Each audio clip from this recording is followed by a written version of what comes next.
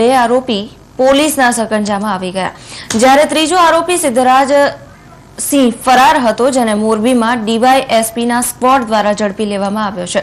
તપાસ કરતા તેણે 3 ચોરીની કબૂલાત કરી છે, તો હજી પણ કેટલીક ચોરીના ભેદ ઉકેલાય તેવી શક્યતા સેવાઈ રહી છે।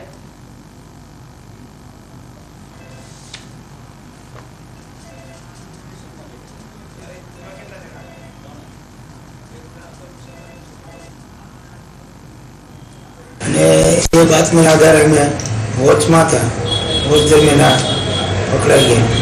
सिद्धराज जो द्वारा अगाऊ लखदीपुर रोड पर તેમજ લાલપર નેશનલ હાઈવે ત્યાં રિવાઇન્ડિંગ વાયરોની દુકાનોમાં એ અને એના સાથીદાર ઘનશ્યામ અને એનો ₹1500 ભાણુભા એ લોકોએ ચોરી કરેલી।